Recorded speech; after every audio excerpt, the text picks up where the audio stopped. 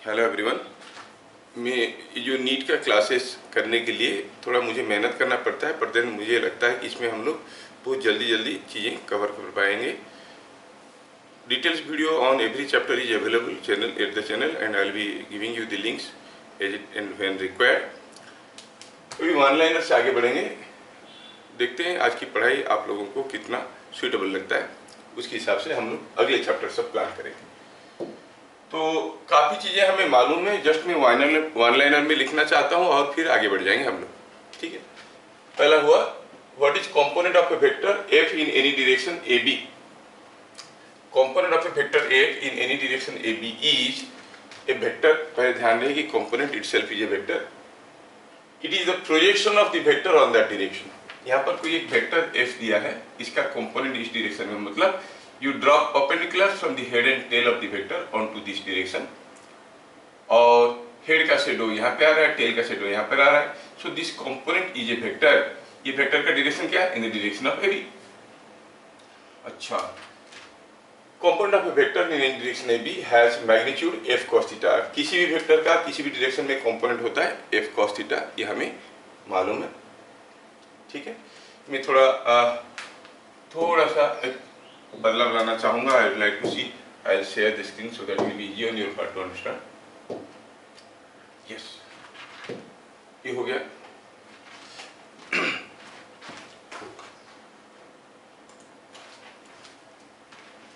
और किसी भी वेक्टर का component in any perpendicular direction is zero. और कोई एक वेक्टर है, उसका component in any perpendicular direction क्या होता है?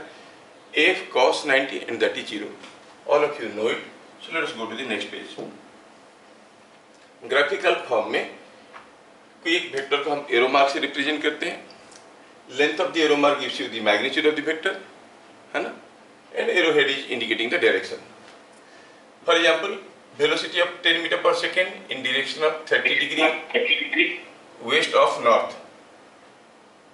30 डिग्री वेस्ट ऑफ नॉर्थ मतलब नॉर्थ का वेस्ट की तरफ 30 degree. so this is the velocity। so what you have to do, you have to draw an arrow mark whose length is 10 units, length is 10 units और indicating 30 degree west of north. इसको थोड़ा समझे, waste of north मतलब north का west की तरफ 30 degree, north का west की तरफ 30 डिग्री। यहाँ पर जो एरो मार्क हुआ उसका लेंथ क्या रिप्रेजेंट कर रहा है? ये रिप्रेजेंट कर रहा है मैग्नीट्यूड ऑफ द वेलोसिटी। और क्योंकि magnitude is the length and length can not B negative, so magnitude of a vector is always positive. ये ध्यान रखना है। बढ़िया है, hope I can go forward. यहाँ पर कोई एक वेक्टर दिया गया है, वेक्टर f, तो उसका लेंथ हो जाएगा मैग्नीट्यूड ऑफ f। अगर ये वेक्टर f है तो माइनस f/2 मतलब इसका आधा साइज का होगा और उल्टे डायरेक्शन में होगा। सो दिस इज माइनस f/2। अगर f का मैग्नीट्यूड 20 है तो माइनस f/2 का मैग्नीट्यूड -10 नहीं होगा, क्या होगा? 10, क्योंकि लेंथ है इट्स ऑलवेज पॉजिटिव। फिर हम लोग देखे छोटे छोटे क्वेश्चंस। Recognise the vectors. इनमें से कौन कौन वेक्टर है आपको पहचानना है। क्या प्रेशर वेक्टर है? नहीं है, it is a scalar quantity. These are all typical terms. I am writing S for scalar and V for vector. Kinetic energy, any type of energy, may be kinetic energy, potential energy, heat energy, thermal energy, electrical energy. Energy means it is a scalar quantity, so ये it is a scalar quantity. What about temperature gradient? Here is a term gradient। ये gradient एक operation है, differential operator है, scalar quantity के ऊपर निकाला जाता है। निकालने के बाद वो खुद वेक्टर बन जाता है।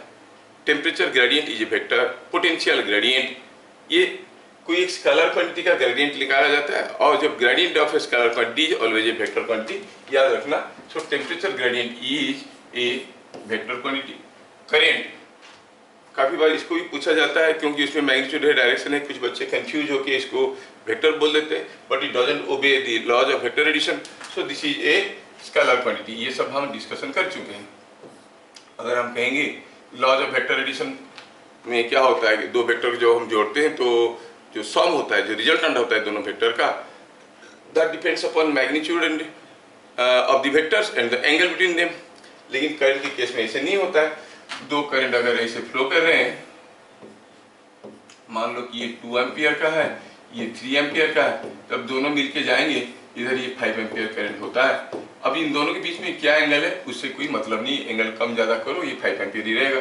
सो कह दीजिए scalar quantity. Remember area is a vector quantity, the direction of area is normal to the plane and magnitude of area is the geometrical area. कहने का मतलब है अगर आपके पास ऐसा कोई एक एरिया है तो इस एरिया एक वेक्टर है और इस एरिया का मैग्नीट्यूड क्या है, ये एरिया। डायरेक्शन क्या है, नॉर्मल टू द प्लेन, इसको नॉर्मल करके परपेंडिकुलर टू दिस प्लेन होगा direction of area. Again potential gradient क्या होगा बताइए, पोटेंशियल ग्रेडियंट क्या होगा, वेक्टर और स्केलर, वेक्टर, क्योंकि gradient of anything is a vector. Anything मतलब स्केलर फिजिकल क्वांटिटीज का ही ग्रेडियंट निकलता है। मैग्नेटिक फील्ड इंटेंसिटी, आप जानते हो कि intensity is the force how intensely a field is affecting a charge body और a magnetic material. So intensity is a force and that is a vector quantity. बढ़िया, choose the correct statements. अभी यहाँ पर कोई एक east north direction indicate किया गया है, एक वेलोसिटी वेक्टर भी दिखाया गया है, दिस एंगल इज 30 डिग्री दिया है, वेक्टर का जो है मैग्नीट्यूड नहीं दिया है। बोला कि फॉलोइंग स्टेटमेंट से क्या क्या करेक्ट है। Component of v in direction of south is negative, component of v in the direction of south is negative. कैसे, देखो ये जो v है इसका कंपोनेंट अगर निकालेंगे in the direction of north, कैसे निकालेंगे हम, we have to draw perpendicular from the head and tail of the vector onto the direction of north. You clearly see कि head का shadow यहाँ पे आ रहा है, that means the component in the north is some value, in the direction of north is some value, so in the direction of south will be some negative value. north की तरफ velocity का component अगर हुआ 10 तो south की तरफ कितना हुआ -10, तो component of the vector in direction of south is negative. choose the correct statement बोला था, हम बोलेंगे ये statement correct है।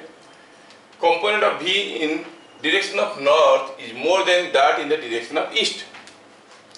कोई भी वेक्टर का किसी भी डायरेक्शन में कंपोनेंट निकालना है तो you draw projection and find the component.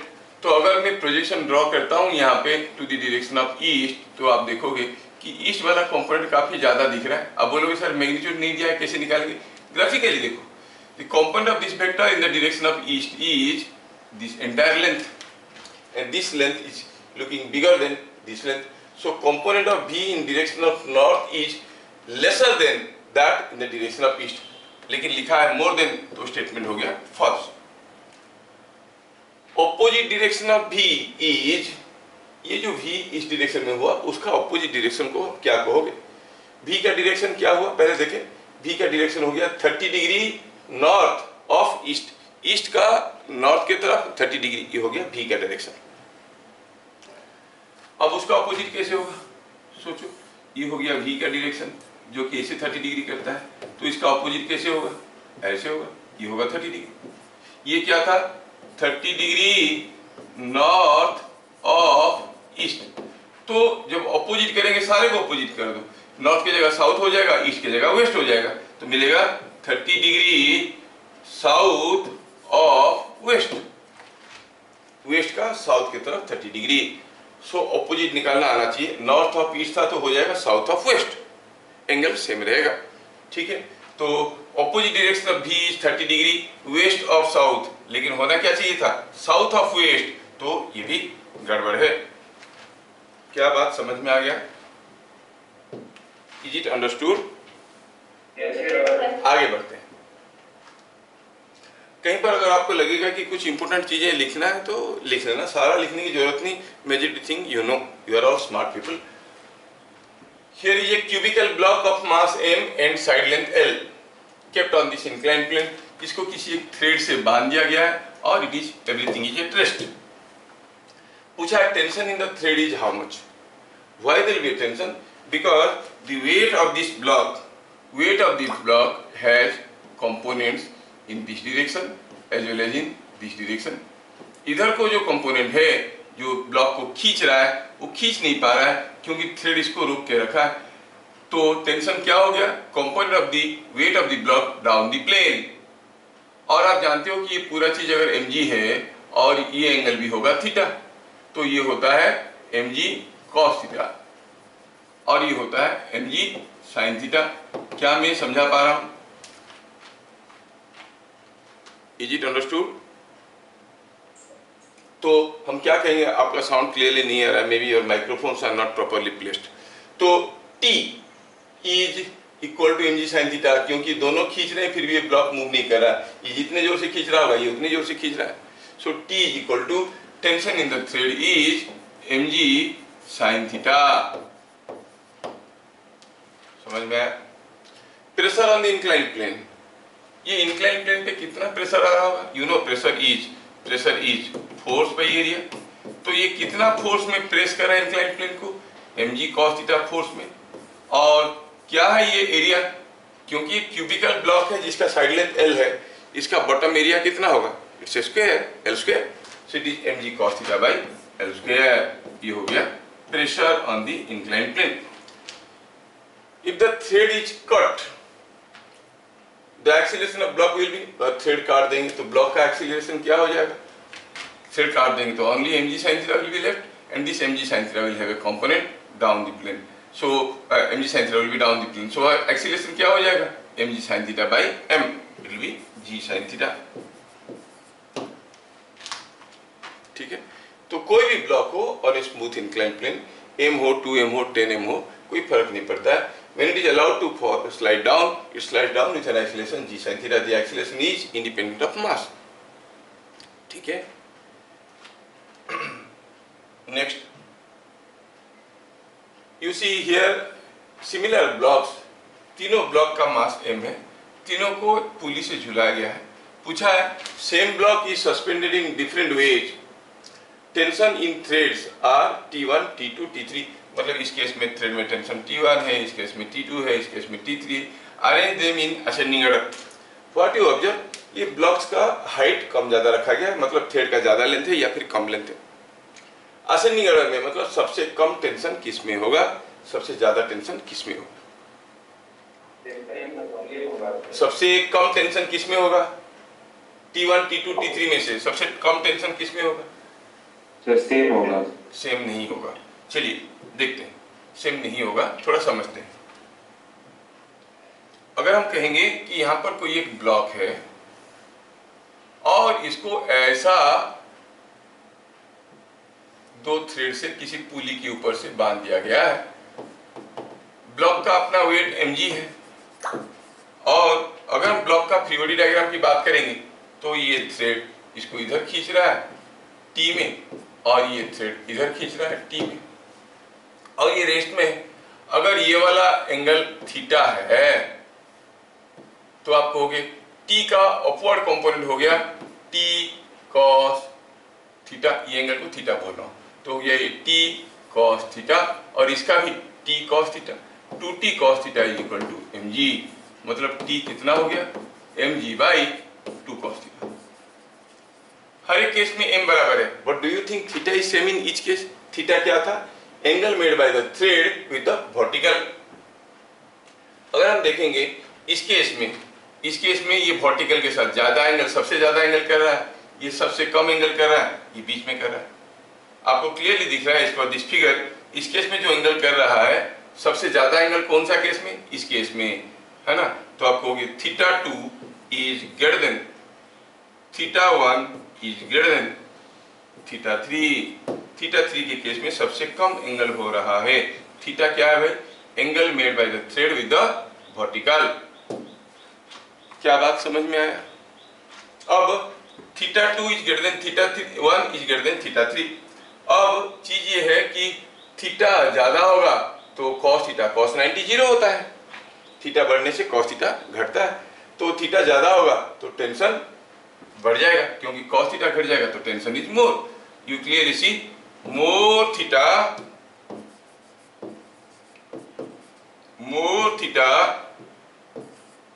implies less tension। क्या बातें समझ में आया? अब आप देख के क्लियरली बता सकते हो थीटा सबसे ज्यादा कौन सा केस में? थीटा क्या है? Angle made by the thread with the vertical. अभी भी तो हम लोग देखें, theta is angle made by the thread with the vertical. तो वर्टिकल के साथ सबसे ज्यादा एंगल कौन सा केस में हो रहा है? कौन सा केस में हो रहा है? ये केस में हो रहा है, सबसे ज्यादा एंगल, क्योंकि ये एंगल छोटा है, ये एंगल छोटा होगा तो हमारा वाला थीटा बड़ा होगा। तो इस केस में थीटा सबसे ज्यादा है तो टेंशन, थीटा इस केस में सबसे ज्यादा है तो टेंशन क्या हो जाएगा? ज्यादा हो जाएगा। Tension T2 is maximum. और मैं लिखने में गड़बड़ किया, थीटा ज्यादा होगा तो cos 90 जीरो होता है, is implies more tension. Sorry, थोड़ा लिखने में मैं गड़बड़ कर दिया। क्या मैं समझा पा रहा हूं? ओहो, अरे समझ में आ रहा है, नहीं आ रहा है? Yes, sir. तो आवाज क्यों नहीं आ रहा है? Why you are transferring microphone? Whoever is holding it, why not he says? हाँ, तो थीटा अगर ज्यादा होगा, क्या ये फिगर समझ में आया? थीटा अगर ज्यादा, थीटा अगर ये थीटा है तो आप कहोगे इक्विलिब्रियम के लिए T हो गया mg/2 cos थीटा। जिसका थीटा ज्यादा मतलब cos थीटा कम, थीटा ज्यादा हुआ तो cos थीटा कम हुआ, cos थीटा कम हुआ तो टेंशन ज्यादा हुआ। सो मोर थीटा इंप्लाइज मोर टेंशन। सबसे ज्यादा थीटा कौन सा केस में? 2 के केस में। 2 के केस में सबसे ज्यादा थीटा है, तो इसका मतलब T2 is more than T1 is more than T3। इससे पता ये चला कि क्योंकि यहाँ पर theta 2 is more than theta 1 is greater than theta 3, आप कहोगे T2 is more than T1 is more than T3। क्या समझ में आया? हाँ बोलो, नहीं बोलोगे तो कैसे पता चलेगा? Next question, magnitude of component of a vector can never be more than magnitude of the vector, true or false? किसी वेक्टर का मैग्नीट्यूड, किसी वेक्टर का कंपोनेंट का मैग्नीट्यूड उस वेक्टर से ज्यादा नहीं हो सकता, कभी ज्यादा नहीं हो सकता, क्योंकि कंपोनेंट हो जाएगा f cos थीटा, और ये जो f cos थीटा है, क्या ये कभी f से ज्यादा हो सकता है? नहीं। क्यों? बिकॉज ये कभी ज्यादा नहीं हो सकता। क्यों नहीं हो सकता? ये गलत है। क्यों नहीं हो सकता? क्योंकि because cos theta is less than equal to 1। cos theta maximum 1 हो सकता है, अगर ये 1 होगा तो बराबर होगा, ज्यादा तो नहीं हो सकता। cos थीटा क्या था भाई? cos थीटा वाज b/h, है ना? क्या कभी बेस हाइपोटेन्यूज से ज्यादा हो सकता है? नहीं हो सकता है, नहीं हो सकता है। मतलब ये क्वांटिटी कभी भी मैग्नीट्यूड से ज्यादा नहीं हो सकता। Magnitude of component cannot be more than magnitude of the vector, so statement is true। Excuse me, sir. हाँ बोलिए। Sir, can we switch to normal video mode? Sir, it is little darker in this screen sharing, sir. Oh, it is little darker। अच्छा ठीक है, मैं normal mode में आ जाता हूँ।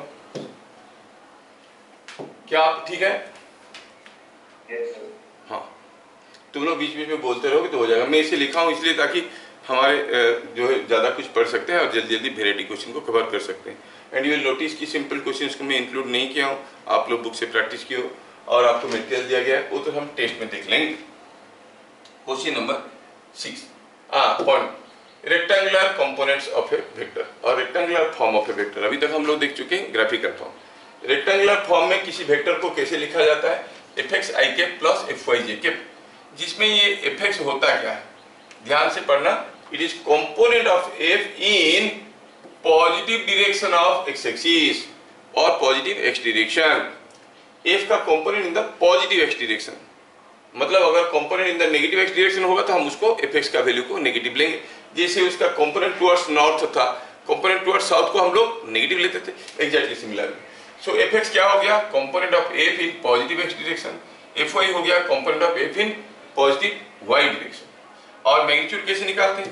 You say the magnitude is fx का square plus fy का square whole root over. Clear? Next, अब ये कोई एक वेक्टर है, ये कोई एक वेक्टर है तो उसका fx क्या हो जाएगा? हेड का शेडो यहाँ पे आ रहा है, टेल का शेडो यहाँ पे आ रहा है। You clearly see fx is in the direction of positive x axis, मतलब इस केस में fx का वैल्यू पॉजिटिव होगा। fy निकालना चाहेंगे, हेड से परपेंडिकुलर ड्रॉ करो, हेड का शेडो यहाँ पर आया, टेल यहाँ पर आया, तो this vector is in the direction of positive y axis, so in this case fy will be positive. Just for sake of example मैं यहाँ पे दिया हूँ, क्या बता सकते हो ये जो वेक्टर a है इसको अगर रेक्टेंगुलर फॉर्म में लिखेंगे तो क्या लिखेंगे? we'll write it fx I cap plus fy j cap, fx I cap plus fy j cap ऐसे लिखेंगे। लेकिन इसका a कंपोनेंट x कंपोनेंट हमें मालूम नहीं है, x कंपोनेंट क्या होगा। अब ये वेक्टर a तो fx क्यों लिखेंगे, वेक्टर a तो ax लिखेंगे और इसको हम ay लिखेंगे, ay j cap।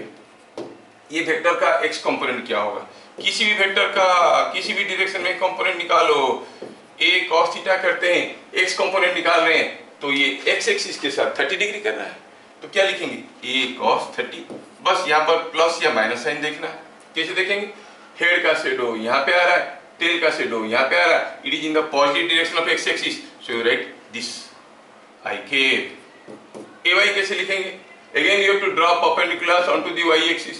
आप देख रहे हो कि हेड का शेडो यहाँ पे आ रहा है, टेल यहाँ पे आ रहा है, it is in the direction of positive y axis, so it is to be taken again positive. कितना, सेम फॉर्मूला, a cos क्या एंगल कर रहा है y एक्सिस के साथ, y एक्सिस के साथ 60 डिग्री कर रहा है, तो that into j cap। So a का मैग्नीट्यूड ऑलरेडी आपको दिया हुआ है 10 है, 10 cos 30 हो गया 5√3 I cap, ये 10 cos 60 हो गया 5 j cap। क्या बात समझ में आया, सिंपल है। लिखने का लायक होगा तो लिखना, नहीं तो पहले देख लेना, वीडियो तो ऐसे ही रिकॉर्ड हो रहा है, आप बाद में रेफर कर सकते हो, बट बाद में वीडियो रेफर करना, बहुत ज़्यादा रेफर करना अच्छी बात नहीं है। कोई भी टेस्ट अपेयर करने के लिए, क्वेश्चन प्रैक्टिस करने के लिए you must depend on your notes, note में जो लिखे हो उसी को फॉलो करना, वीडियो को एक बार देखना, इंपोर्टेंट चीज़ों को ले लेना। नाउ अगर आप लोगों को समझ में आया तो क्या मुझे आप बता सकते हो आंसर निकाल के रफ में, बी को क्या होगा आंसर, बी एक्स आई के बी वाई जी के। बी को अगर लिखेंगे हम इन रेक्टेंगुलर फॉर्म तो बी क्या बनेगा बताओ, एक्स कंपोनेंट इसका पॉजिटिव होगा कि नेगेटिव होगा, नेगेटिव होगा। सबको समझ में आना चाहिए क्योंकि हम परपेंडिकुलर ड्रॉ करेंगे एक्स एक्सिस के ऊपर, तो दिखेगा कि हेड इज हियर, तो एक्स कंपोनेंट नेगेटिव होगा। अच्छा, एक्स कंपोनेंट अगर नेगेटिव होगा तो कितना होगा, -12 cos क्या एंगल कर रहा है एक्स एक्सिस के साथ 60 degree I cap. Y component positive होगा कि नेगेटिव होगा, पॉजिटिव होगा, तो लिखेंगे +12 cos 30 j कैप। ये क्लास आपका है, क्लास कितना अच्छा होगा आपके ऊपर डिपेंड करता है। I am just like a tap, as much you open that much I will flow. समझ में आ रहा है, आप अगर खोलोगे नहीं तो आपके हाथ में पूरा कंट्रोल है। You can ask me to wait before you writing, sir लिखना है तो थोड़ा रुक जाइए, ऐसे बोल सकते हो। तो ये हो गया बी, सिंप्लीफाई करो तो ये हो गया -6i के + 6√3 j के। है कोई जो मुझे बताएगा सी वेक्टर क्या होगा, मैं क्यों लिख रहा हूँ, क्योंकि ये चीजें मुझे बहुत जरूरत पड़ेगा आगे चल के मैकेनिक्स करने में, ठीक है। पहले एक्स कंपोनेंट पॉजिटिव होगा कि नेगेटिव होगा, पॉजिटिव होगा, तो कितना होगा 18 cos एक्स एक्सिस के साथ 30 डिग्री कर रहा है आई कैप। और वाई कंपोनेंट पॉजिटिव होगा कि नेगेटिव होगा, नेगेटिव, 18 cos 60 j कैप। चलिए नाउ ये आपको समझ में आ गया। If A vector A has tail at x1 y1 and head at x2 y2, then vector is given by head minus tail I cap, head minus tail j cap। याद रखना, अगर हमारे पास कोई एक वेक्टर है, हमारे पास कोई एक वेक्टर है जिसका यहाँ पे है टेल, कहाँ पे x1 y1 और हेड है कहाँ पे x2 y2 पे, तो ये जो वेक्टर है इसको रेक्टेंगुलर फॉर्म में लिखेंगे तो क्या होगा, draw perpendicular and you see, अगर हम परपेंडिकुलर ड्रॉ करते हैं तो हमें मालूम है कि this projection is called the component, और ये लेंथ कितना है, अगर ये x1 y1 है तो ये x1 है, और ये लेंथ कितना है, ये x2 y2 है तो ये लेंथ x2 है। इसका मतलब कंपोनेंट कितना हो गया, x2 - x1।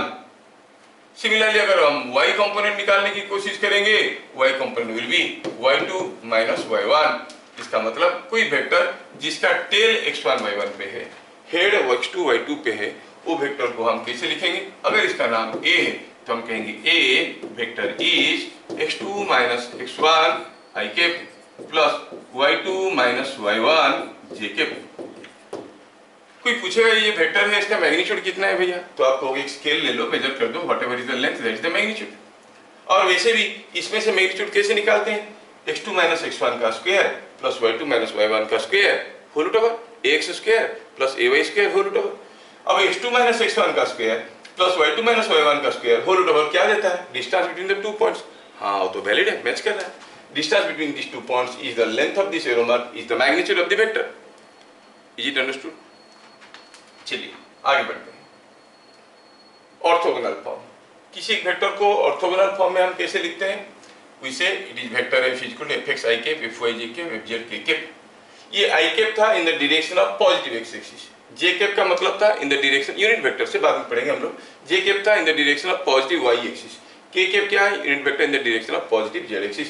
और आपको समझ में आना चाहिए कि x एक्सिस अगर ये हुआ, y एक्सिस ये हुआ, तो z axis is normally outwards. ठीक है, ये याद रखना। तो हम कहेंगे यहाँ पर वेक्टर का मैग्नीट्यूड कितना हो जाएगा, अगर ऑर्थोगोनल फॉर्म में दिया है, we have expressed the vector now in 3 dimension, तो वेक्टर का मैग्नीट्यूड होगा fx square plus fy square plus fz square whole root over, है ना। If f makes angles alpha beta gamma with positive x y and z axis, then cos square alpha plus cos square beta plus cos square gamma is equal to 1। ये हम लोग general classes में देखें। और fx क्या होगा, as the vector is making angle alpha with x axis, fx हो जाएगा f cos अल्फा, fy हो जाएगा f cos बीटा, fz हो जाएगा f cos गामा। समझ में आया? ध्यान रहे, मैं यहाँ पर लिखते वक्त पॉजिटिव वर्ड को यूज किया हूँ, मतलब if the vector is making alpha angle with positive x axis, तो x कंपोनेंट हो जाएगा f cos अल्फा। अगर नेगेटिव x एक्सिस लिखा होता तो ये हो जाता माइनस f cos अल्फा। समझ में आया? अच्छा, now a vector 3i cap plus 4j cap was rotated about the tail till it indicates direction of positive y axis. What is a new vector? ध्यान से देखें, क्या मैं ज्यादा स्पीड जा रहा हूं, थोड़ा स्लो होना चाहिए मुझे। Okay, with your permission I will go to the next page. दिया है कि कोई एक वेक्टर है 3i cap plus 4j cap, ठीक है भाई, ये एक वेक्टर है, क्या है ये 3i cap plus 4j cap। ये वेक्टर क्या है, चलो मानते हैं कि वेक्टर A है, कितना है 3i cap plus 4j cap। अब क्या किए हमने इसको अबाउट द टेल घुमा दिया, ऐसे घुमा दिया। कैसे घुमाया, ऐसे घुमाया कि ये वेक्टर पॉजिटिव y डायरेक्शन को इंडिकेट करने लगा। अब बन गया ये नया वेक्टर। तो घुमाने से वेक्टर का डायरेक्शन बदलेगा कि मैग्नीट्यूड बदलेगा? डायरेक्शन बदलेगा, मैग्नीट्यूड तो कांस्टेंट रहेगा क्योंकि यही वेक्टर को घुमाया। तो ये ऑलरेडी मेडिकल एंट्रेंस का क्वेश्चन है। तो आप कहोगे a का magnitude is equal to b का मैग्नीट्यूड, तो कितना हो गया ये 3 स्क्वायर प्लस 4 स्क्वायर का रूट ओवर दैट इज 5। अगर b का मैग्नीट्यूड 5 है तो b वेक्टर क्या होगा भाई, it is in the direction of positive y axis. b is 5 in the direction of positive y axis. उसको सिंबॉलिकली कैसे लिखेंगे, b is 5 in direction of positive y axis. इतना लंबा लिखने की जगह हमें लिखना है 5j cap, it is 5j cap। Adhyasa is able to write? Yes. हाँ, बोलने में दम होना चाहिए। Feel 100% free in the class. डरे मेरे से क्लास नहीं होगा, डरता हुआ डॉक्टर के पास कोई नहीं जाता है, ठीक है। कोई आएगा ऑपरेशन करवाने के लिए, अगर डॉक्टर ही कांपता रहेगा यहाँ पर खड़े होकर मेरा पहला ऑपरेशन है, तो कोई आएगा क्या? नहीं आएगा। तो be smart, hold on in your heart that success is sure for everyone provided you follow the rules। मैं बोला था हर एक को फिजिक्स केमिस्ट्री बायोलॉजी मिला के 105 क्वेश्चन डेली करने के लिए। मैं फिर से आज वेरीफाई करना चाहता हूँ कितने लोग 105 क्वेश्चन डेली कर रहे हैं, हाथ उठाए अभी तक। 1 2 3, रोशन चुक गया है, रोशन एक ठोस चुकना not excused. पूरा 100 क्वेश्चन तो नहीं sir PYQ? No no no no 105 you have to make it target 105 question करना है। जैसे नहाते हो, धोते हो, खाते हो, पीते हो, सोते हो, 105 क्वेश्चन करना है। मर जाओ, कुछ जाओ, कुछ भी हो जाओ, चाहे तो जरूरत पड़े कोचिंग बंद कर दो, but you have to complete 105 question. Please please please करके देखो, फिर मेरे को बोलना एट द ईयर एंड। उसमें आपको एनॉर्मस स्पीड मिल जाएगा।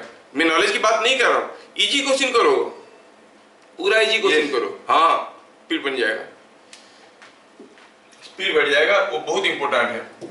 अच्छा, और सारे क्वेश्चन याद रह जाएंगे। और डेली 105 क्वेश्चन करना है, और अगले दिन के लिए कौन सा 105 क्वेश्चन करना है उसको लिख के रखना है कि मुझे 105 क्वेश्चन ये चीज करना है, बना के रख दिया, अगले दिन उसको किया। Please do it and see at the year end कैसे नहीं होता है। आप में से जो खुद को सबसे बड़ा इडियट समझ रहा है वो भी करिश्मा दिखाएगा if you are doing 105 questions every day.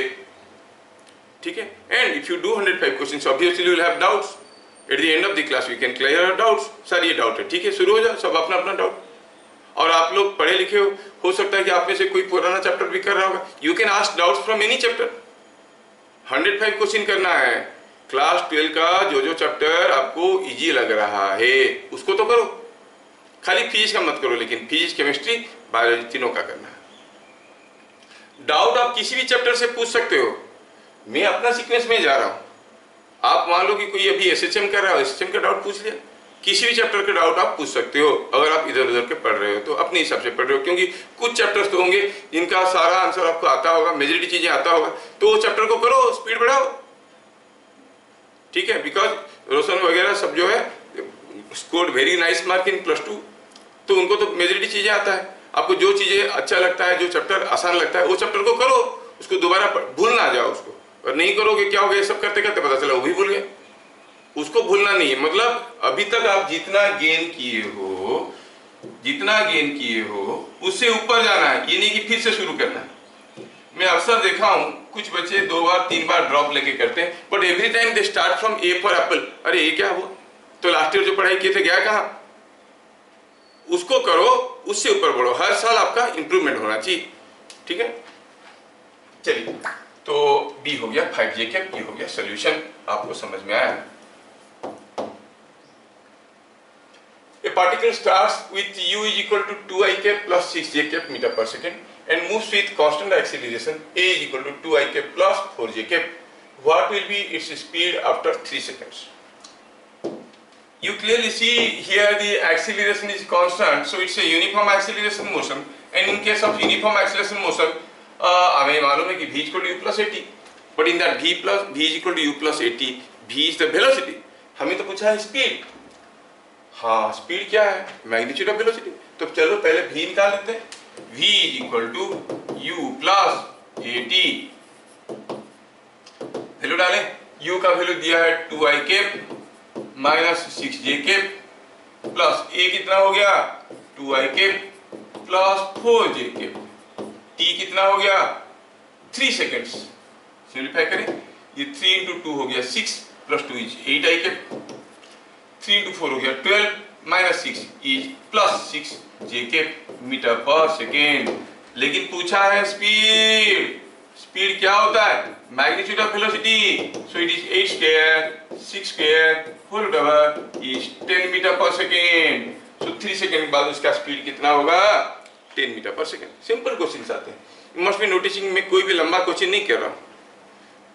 We are preparing as per the exam required. हम लोग फिजिक्स में रिसर्च नहीं कर रहे हैं, इसलिए जब डाउट भी ला रहे हो तो देखो कि जो आपके लायक है, नालायक क्वेश्चन को मत लाओ। Physics does not and here, it is vast, लेकिन आपको पढ़ाने के लिए ये कराया जा रहा है। अगर आप IIT-JEE का ग्रुप होता तो कुछ दूसरा पढ़ाते, समझ में आया? तो आपको अपना अपना लिमिट, जिसको हिंदी में कहते हैं औकात, पता रहना जरूरी है। Next, assume ground to be xy plane and z axis as vertically up. Ground xy plane है, z एक्सिस कैसा है vertically up. A particle moves 5 meter in the direction of positive x axis, then turns right and moves 5√3 meter and then falls into a well of depth 10 meter. What is displacement vector? How far it is from the starting point? थोड़ा देखें, दिया है कि ये हमारा x axis है और ये हमारा वाई एक्सिस है। जब मैं लिखता था vector F is equal to F X I cap plus F Y J cap, थोड़ा इसको इन वर्ड्स पढ़ते हैं। एफ एक्स क्या था? Component of F in the direction of positive x axis. और ये जो आई कैप लिखा है, आई कैप का मतलब क्या है? In the direction of positive x axis. J cap मतलब in the direction of positive y axis. और पूरा चीज को मैं वर्ड्स में पढ़ूंगा तो ऐसे पढ़ूंगा, vector F is f x in the direction of positive x axis and plus मतलब and f y in the direction of positive y axis. I repeat, vector F is f x in the direction of positive x axis and f y in the direction of positive y axis. Now look back to our question. वो आदमी कैसे गया? The particle moves, कैसे move किया हो? वो move किया है 5 meter in the direction of positive x axis. वो पार्टिकल कैसे गया? पहले गया 5 मीटर ऐसे। तो डिस्प्लेसमेंट ऑफ द पार्टिकल कैसे हुआ? हम डिस्प्लेसमेंट को लिखने की कोशिश करें। 5 meter in the direction of positive x axis, then turns right मतलब नीचे की तरफ आया। कितना दूर आया? 5√3। तो ये क्या हुआ? What is the y component? It goes -5√3 in the direction of positive y axis. -5√3 in the direction of positive y axis. फिर एक गड्ढे में गिर जाता है 10 मीटर तक। अब z एक्सिस कैसा है? ऐसा है। किधर जाता है ये? 10 meter in the opposite direction of z axis, मतलब -10 meter in the direction of z axis। तो ये बन गया आपका complete vector. This is the displacement vector. क्या चीजें समझ में आया? अब वो स्टार्टिंग पॉइंट से कितना दूर पे? अगर कोई पार्टिकल यहां से चलता है और ऐसे घूम फिर के आता है, यहां पर पहुंचा, ये हो गया उसका डिस्प्लेसमेंट। तो स्टार्टिंग पॉइंट से कितने दूर पे? That is the magnitude of the displacement. तो distance from starting point, magnitude of displacement कितना है? 5 का स्क्वायर -5√3 का स्क्वायर। तो कोई फर्क नहीं पड़ता, स्क्वायर करेंगे तो माइनस करो प्लस करो, कोई फर्क नहीं पड़ता है। -5√3 का स्क्वायर प्लस 10 का स्क्वायर। क्यों मैं प्लस लिख रहा हूं? क्योंकि -10 का स्क्वायर प्लस 10 का स्क्वायर सब बराबर है। So it is coming 10√2 meter. तो स्टार्टिंग पॉइंट से कितना दूर पे? 10√2 मीटर पे। तो मेरा इसमें मेन मकसद ये था, क्या आप डिस्प्लेसमेंट वेक्टर को लिख सकते हो? क्या सबको समझ में आया? Yes, sir. आगे assume ground to be xy plane। क्या हुआ? KT is not able to write? आप लोग लिख पा रहे हो कि ज्यादा स्पीड जा रहा हूं मैं? सर क्लास के बाद वो पीडीएफ प्लीज दे दीजिएगा, उससे लिख लेंगे तो इम्पोर्टेंट हो। हाँ, अभी भी हम क्लास में रुक सकते हैं सर, दोबारा समझाइए। अगर समझ में आ गया तो ठीक है, ऐसे भी कर सकते हैं। वीडियो भी शेयर कर दूंगा, कोई तकलीफ नहीं, दोनों शेयर कर। पीडीएफ करने में क्या होता है कि सारे क्लासेस का जुड़ के बहुत बड़ा पीडीएफ हो जाएगा, फिर तुम लोगों को ढूंढ के लिखना पड़ेगा। ठीक है, नहीं तो डेट डाल के लिखूंगा, उसको पीडीएफ शेयर कर सकता हूँ, डेट डाल दूंगा तो आप देख लो। नाउ अभी क्या चीजें पूरा समझ में आ रहा है? Yes sir. बढ़िया। तो assume ground to be xy plane and z axis is vertically up. A ball was projected from ground at 60 meter per second. If ux is 15√3 meter per second, uy is 15 meter per second, find angle of projection to the horizontal. Question को थोड़ा ध्यान से देखिए। चलिए थोड़ा slow हो जाते हैं। आप सॉल्व करने की कोशिश करो, क्वेश्चन तो मिल जाएगा आपको, कोई चिंता की बात नहीं। I can share PDF, I can share video, everything. कोई ग्राउंड को xy प्लेन मानो, मान लो कि ये है ग्राउंड, ठीक है, और ये है z एक्सिस। ये हो गया x एक्सिस, ये हो गया y एक्सिस, ये हो गया z एक्सिस। कोई चीज को ग्राउंड से प्रोजेक्ट किया गया है कितने स्पीड में? 60 मीटर पर सेकेंड में, ऐसा तो जाएगा, ऐसे गिरेगा। 60 मीटर पर सेकेंड में फेंका, दिया है उसका x कंपोनेंट दिया है, y कंपोनेंट दिया है, और पूछा है बताओ ये वेक्टर को ये हॉरिजॉन्टल के साथ क्या एंगल कर रहा था जब प्रोजेक्ट किए थे? In the subsequent projected motion what was the angle made by the initial velocity with the horizontal. क्या क्वेश्चन समझ में आया? क्या आ गया? तो चलो पहले हम निकालते हैं सॉल्यूशन। आप जानते हो कि मैग्नीट्यूड ऑफ वेलोसिटी इज, और मैग्नीट्यूड ऑफ वेलोसिटी का square is vx square, vy square, VZ square है कि नहीं, रूट ओवर देते हैं लेकिन इधर स्क्वायर लिख दिए। और ये दिया है 60 का स्क्वायर, 60 मीटर पर सेकंड में फेंके थे। हाँ, ये 15√3 का स्क्वायर प्लस 15 का स्क्वायर प्लस VZ का स्क्वायर। अच्छा, तो इसमें से क्या पता चला, VZ कितना पता चला, अब निकालो values. It will be coming out to be this is 30 and this is 30√3। सो इससे पता चला कि VZ इज 30√3 मीटर पर सेकेंड। ठीक है ना। If initial velocity makes angle gamma to z axis, मतलब टू वर्टिकल, देन VZ क्या है भैया, VZ is V cos gamma. VZ क्या है, V cos गामा। तो VZ कितना निकला है 30√3, V कितना है 60 cos गामा, तो इसमें से गामा का वैल्यू क्या आ गया, √3/2 इज 30 डिग्री। मतलब VZ जो है Z एक्सिस, इनिशियल वेलोसिटी जो है वो Z एक्सिस के साथ 30 डिग्री कर रहा है। So angle made with horizontal, angle made with horizontal is equal to 90 minus 30 is equal to 60 degree. मतलब it was projected at an angle 60 degree to horizontal. क्या बात समझ में आया? Yes sir. आगे बढ़े। With due permission of last two girls, ये कुछ नहीं बोल रहे, खुशी और दुखी दोनों बैठे हैं। हाँ बोलो, आधे से बोलो। हाँ बोलोगे तो आगे चलेंगे। Yes, sir. Yes, very good. Next, a vector of magnitude 10 makes equal angle with positive x, y and z axis. What is the vector in orthogonal form? ये सिंपल है। Vector makes equal angle with x axis, y axis, z axis. मतलब उसका x component, y component, z component तीनों बराबर है। इससे पता चला कि fx is equal to fy is equal to fz। सो हम कह सकते हैं वेक्टर f का मैग्नीट्यूड का स्क्वायर इज fx का स्क्वायर प्लस fy का square, but that is also fx, plus fz का square that is also fx। इसका मतलब fx हो गया, it is magnitude of f का स्क्वायर बाई 3 का रूट ओवर, और रूट ओवर छोड़ो, fx स्क्वायर इज दिस। इससे मिला fx is equal to, vector का मैग्नीट्यूड था 10, 10 का स्क्वायर बाई 3, तो ये हो गया 10 बाई √3। तो जो वेक्टर है वो ऑर्थोगोनल फॉर्म में क्या बनेगा, fx i cap, fy j cap, fz k cap, that is 10 by √3 i cap plus j cap plus k cap. क्या बातें समझ में आ रहा है? Yes, sir. I'm waiting for last two bench girls, वो बोलेंगे तो आगे बढ़ेंगे। Yes, sir. आगे बढ़े, चलिए बढ़िया। Forces F1, F2, F3 act on a body at rest. The body will move along which plane? XY plane, YZ plane, ZX plane।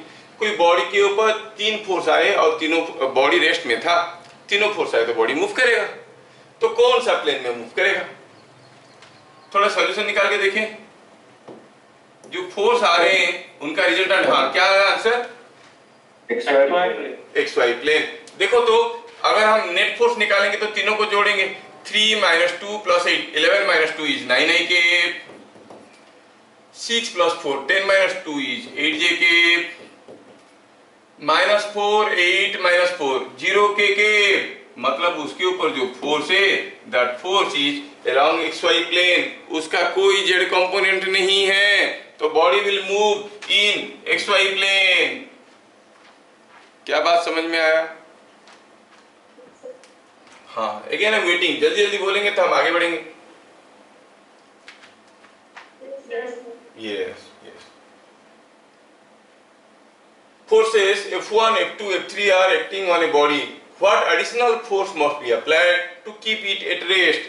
कोई बॉडी के ऊपर 3 फोर्स आ रहे हैं, और कितना फोर्स लगाएंगे कि ये चारों मिलके बॉडी को रेस्ट में रखेंगे। मतलब अगर additional force required is F4, तो आप कहोगे F1 plus F2 plus F3 plus F4 सब मिलके 0 होना चाहिए, खत्म कहानी। अब ये तीनों को जोड़ो, F1 F2 F3 को जोड़ो तो हो जाएगा 5 माइनस 2, ये -10 प्लस 5 इज -5 I के -11। यस, ये तीनों को जोड़ के लिख रहा हूं। इनको जोड़ो तो 10 माइनस 12 इज -2 J के, इन तीनों को जोड़ो तो 8 7 15 माइनस 4 इज प्लस 11 I के plus F4 is equal to 0। तो यहां से हमें F4 का वैल्यू मिल गया, कितना हो गया 5 I के प्लस 2 J के माइनस 11 के। सिंपल है, लेकिन आता है एंट्रेंस में तो मैं करवाया। ठीक है, next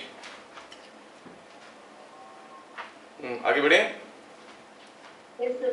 yes, now for collinear vectors, collinear vector किसको कहते हैं? The line of actions are parallel. अगर हम कहेंगे कि ये एक वेक्टर है और ये एक वेक्टर है और ये एक वेक्टर है, तो आप कहोगे ये तीनों वेक्टर कोलिनियर है, क्योंकि इनका मान लो ये A है, ये B है, ये C है, और इस सबका लाइन ऑफ एक्शंस जिस लाइन में वो एक्ट कर रहे हैं वो लाइन्स आर पैरेलल, तो आप कहोगे दे आर कोलिनियर वेक्टर्स। अगर नहीं है तो उनको कहते हैं नॉन लीनियर वेक्टर्स।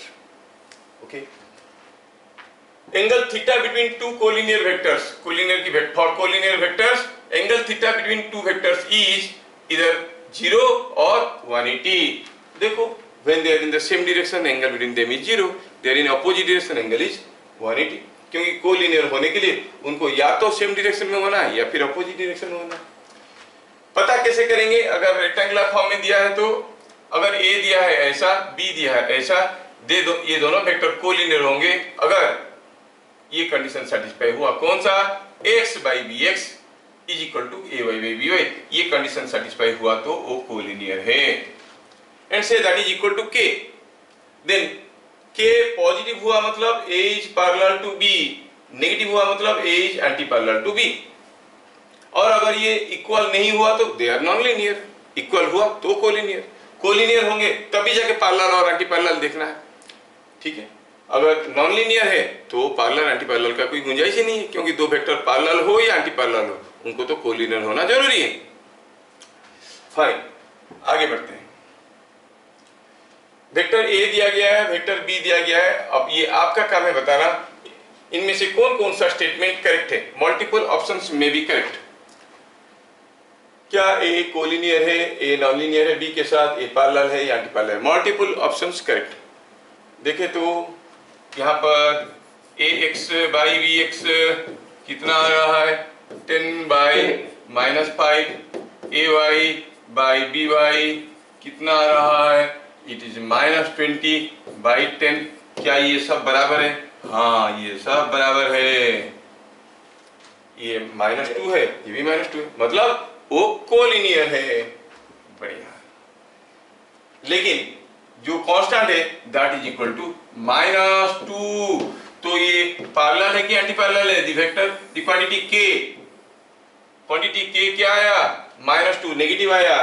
बताएं यहाँ पर हम ये x by bx equal to ay by by equal to k होता है। k अगर पॉजिटिव हुआ a is parallel to b, negative हुआ एंटी पैरेलल टू b। यहाँ पर ax by bx equal to ay by by हुआ, लेकिन that is equal to -2, तो क्या कहेंगे? It is anti parallel and we are anti parallel. क्या बात समझ में आया? बढ़िया। अब बोलो, आगे बढ़े।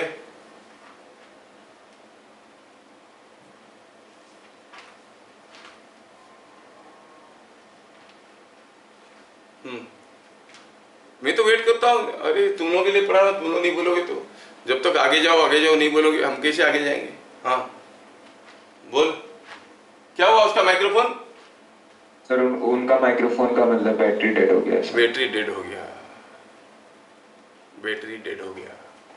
हाँ। अच्छा ठीक है, हाँ तो बोल, आगे बढ़े।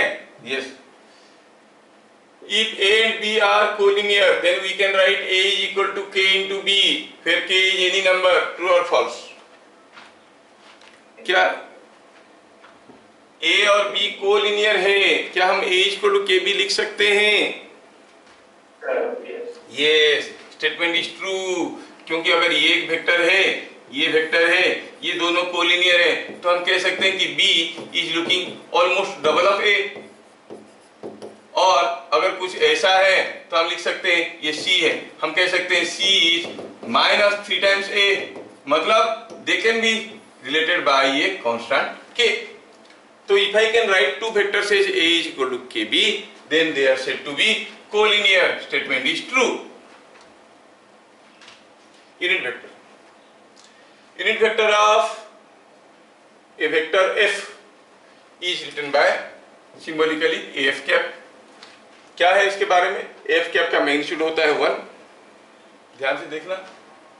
Direction of AF cap is same as that of F. Unit vector का डायरेक्शन और जिस वेक्टर का वो यूनिट वेक्टर है, इन दोनों का डायरेक्शन बराबर है. AF cap क्या है? A small vector whose magnitude is 1. Any vector F can be written as vector F is equal to magnitude F into unit vector in its direction. मतलब हम लोग देख चुके हैं रेक्टेंगुलर फॉर्म और ग्राफिकल फॉर्म, ये तीसरा फॉर्म ऑफ रिप्रेजेंटेशन है जिसमें हम किसी वेक्टर का मैग्नीट्यूड को और डायरेक्शन को सेपरेटली लिख रहे हैं. मैग्नीट्यूड तो हो गया, ये डायरेक्शन क्या है? AF cap. AF कैप क्या देता है? Only the direction. मैग्नीट्यूड इसका 1 है, सारे यूनिट वेक्टर का मैग्नीट्यूड 1 है. और आप जो I cap, J cap, K cap कर रहे थे वो सारे यूनिट वेक्टर था. Vector is 20 I cap 30 J cap, मतलब ये vector is 20 in the direction of positive x-axis. I cap क्या था? It is a unit vector in the direction of positive x-axis. Plus 30 J cap, मतलब it is equal to 30 in the direction of positive y-axis. J cap is a unit vector in the direction of positive y-axis. कोई पूछेगा what is the magnitude of I cap? कहोगे 1. What is the magnitude of J cap? कहोगे 1. They are all unit vectors. Any vector F can be written as vector F is equal to magnitude of F cap.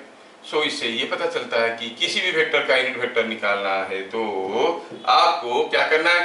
Divide the vector by its magnitude. If A is parallel to B, दो vector same direction में हैं, magnitude अलग-अलग हो सकते हैं, लेकिन उनका unit vector, दोनों का unit vector will have same magnitude और सेम डायरेक्शन. दोनों का यूनिट वेक्टर का मैग्नीट्यूड 1 होगा और डायरेक्शन सेम होगा. So there unit vectors are equal vectors. दो वेक्टर का मैग्नीट्यूड और डायरेक्शन बराबर हो गया तो इक्वल वेक्टर है. If A is antiparallel to B, then A cap is minus of AB cap. They are equal and opposite. All the unit vectors are negative vectors of each other. ठीक है, जानते हैं ये सब चीजें. आगे बढ़े. If this is a unit vector, then what is P? बहुत बार आया है ऐसा क्वेश्चन आपका एंट्रेंस में. ये अगर एक यूनिट वेक्टर है तो P क्या है?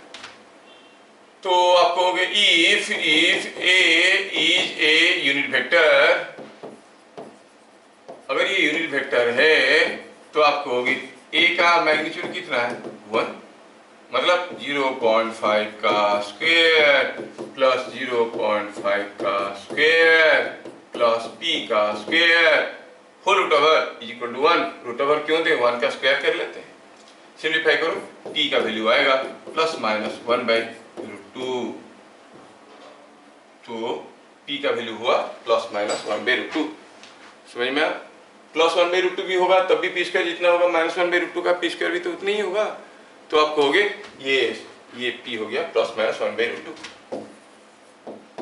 Next, what is the unit vector of A in rectangular form? यहाँ पर आपको एक वेक्टर दिया गया है और उसका यूनिट वेक्टर पूछा है.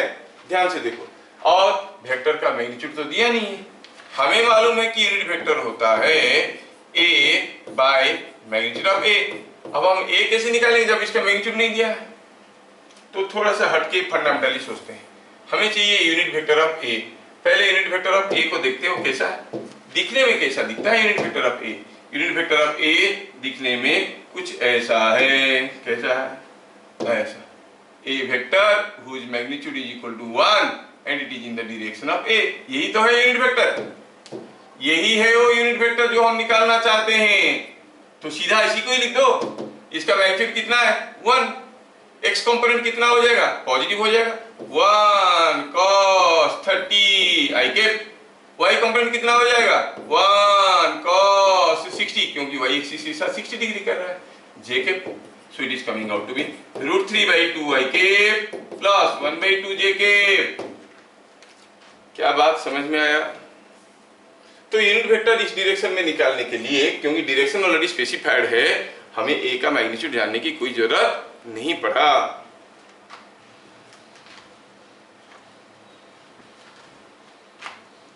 क्या समझ में आ रहा है? ठीक। नेक्स्ट,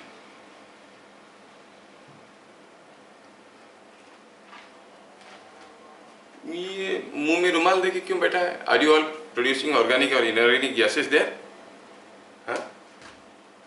हो, अगरबत्ती लगाओ। If A is equal to 5ik plus 12jk, B is equal to 6ik plus 8jk, find vector C having magnitude as A and direction as B. कोई वेक्टर C निकालना है जिसका magnitude is same as that of A। कितना है भाई? A का magnitude 5 का square, 12 का square, whole over it is 13। दिया है कि direction of C is same as direction of B। C और B सेम डायरेक्शन में है, मतलब दिया है कि B is parallel to C implies AC cap must be equal to AB cap, but AC cap is vector C by magnitude of C, AB cap is vector B by magnitude of B। क्योंकि video है, आप replay करके बार बार देख सकते हो। मैं बहुत ज़्यादा फैलाने की कोशिश नहीं कर रहा हूँ, मैं कोशिश कर रहा हूँ कि हर क्लास में बहुत ज़्यादा कंटेंट भरे। अगर बहुत ज़्यादा कंटेंट भरना है तो बहुत चीज़ को बहुत ज़्यादा डायल्यूट करके बोलेंगे तो बनेगा नहीं। सारा चीज़ बोल रहा हूँ, एक एक बार बोल रहा हूँ, आप लोग रिप्ले करके देख लेना जहाँ पर तकलीफ होगा। हमें पूछा गया था वेक्टर C, तो हम कहेंगे इट इज C का मैग्नीट्यूड बाय B का magnitude into vector B। C का मैग्नीट्यूड था 13, निकाल यस, और B का मैग्नीट्यूड निकालना आता है हमें। B का मैग्नीट्यूड कितना है? B का मैग्नीट्यूड, अरे ये B और 13 एक जैसे दिख रहे हैं, हाँ ये, तो B का मैग्नीट्यूड कितना है? B का magnitude is 6 square plus 8 square root over and that is equal to 10, तो ये हो गया 13/10। और B वेक्टर क्या है? B vector is 6ik plus 8jk। बढ़िया, समझ में आ गया तो अच्छी बात है।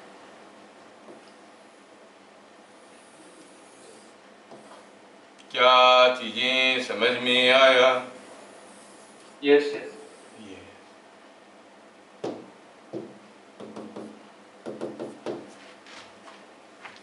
Okay.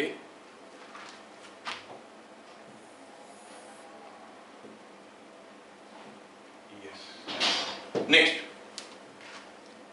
Unit vector of F depends on magnitude of F। हम जानते हैं unit vector of a vector F is given by vector by its magnitude। बोल रहा है कि unit vector of F depends on magnitude of F, true or false? क्या बोलोगे, true और फॉल्स? किसी एक वेक्टर का यूनिट वेक्टर उस वेक्टर का मैग्नीट्यूड के ऊपर डिपेंड करता है या नहीं करता है? अरे भाई, अभी थोड़ी देर पहले देखे ना हम लोग, जब इस वेक्टर का निकाल रहे थे यूनिट वेक्टर, क्या इसका मैग्नीट्यूड कितना था हमें जरूरत पड़ा? It depends on the direction of the vector F, not on the magnitude. Magnitude कितना है? 10 है, 20 है, 30, हमको कोई मतलब नहीं, हमको इसके डायरेक्शन में निकालना है। तो किसी वेक्टर का यूनिट वेक्टर जानने के लिए उस वेक्टर का क्या पता होना चाहिए? मैग्नीट्यूड और डायरेक्शन, और बोथ ओनली डायरेक्शन, मैग्नीट्यूड की कोई जरूरत है नहीं। क्या बातें समझ में आया? तो हम कहेंगे unit vector of a vector, unit vector of F depends on magnitude of F, true और फॉल्स? फॉल्स है, ये ट्रू नहीं है। It depends only on the direction.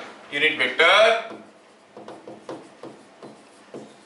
Of F depends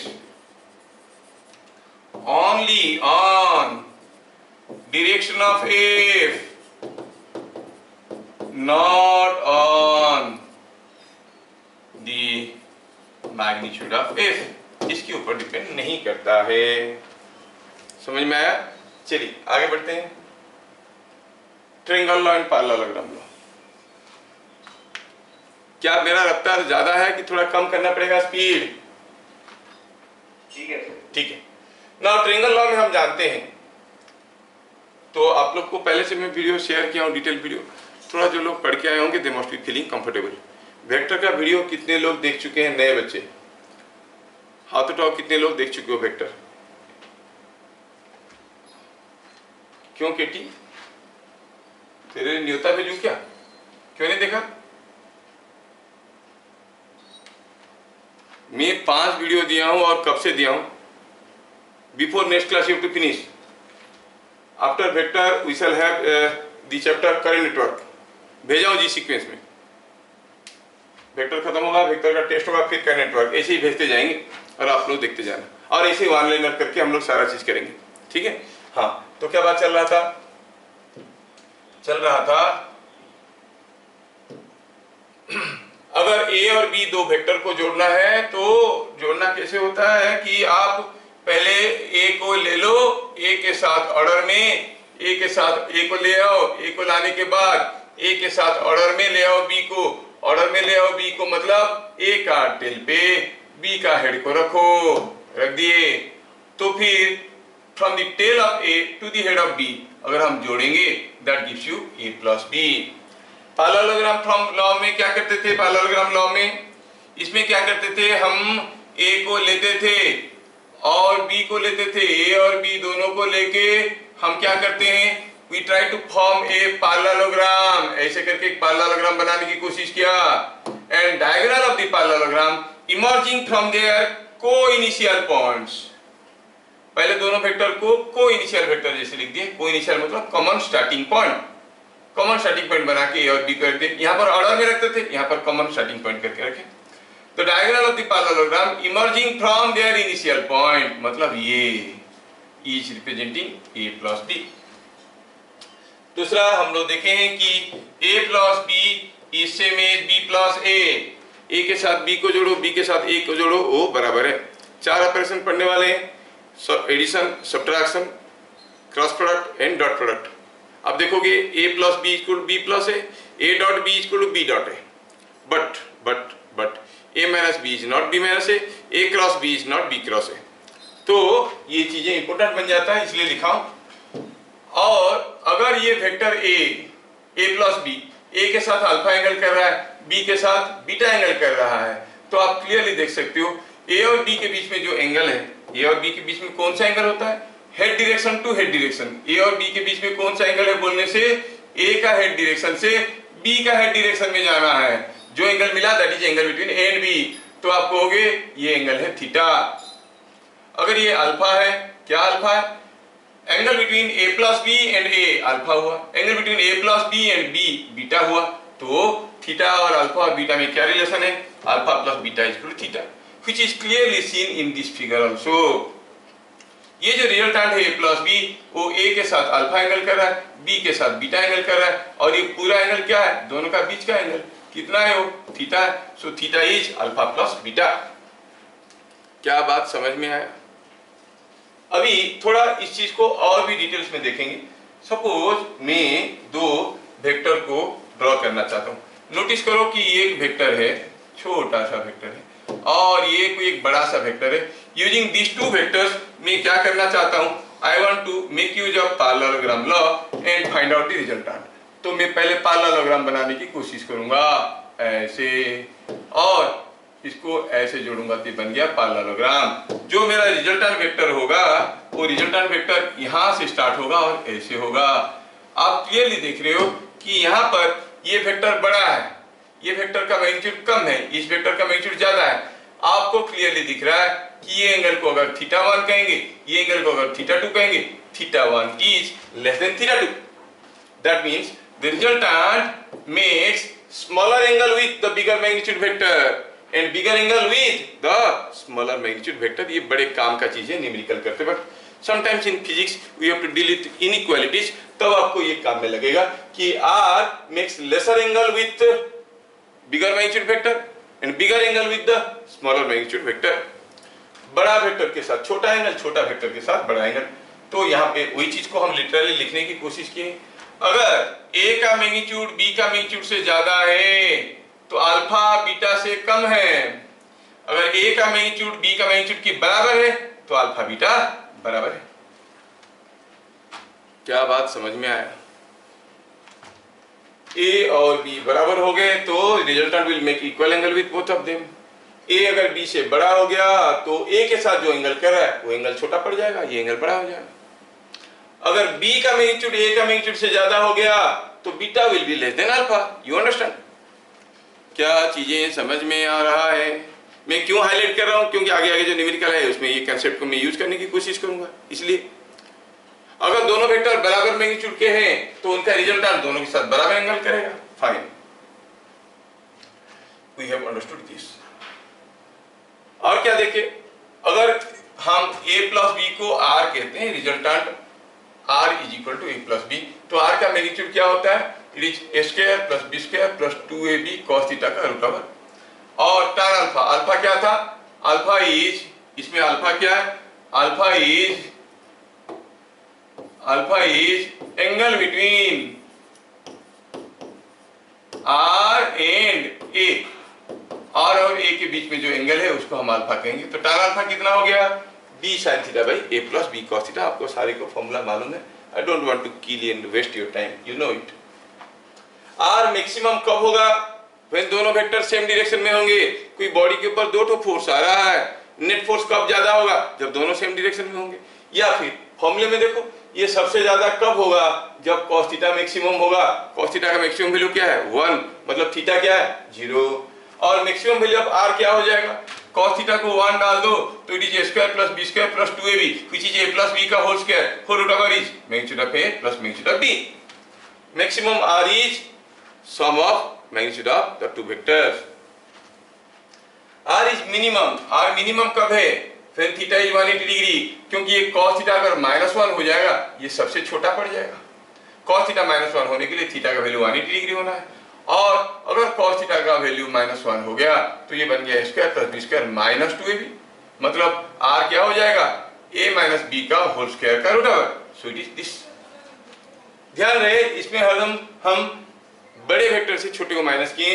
हम यहाँ पर माइनस साइन नहीं दिए, I given a difference sign, difference between a and b, because the quantity has to be always positive. Why?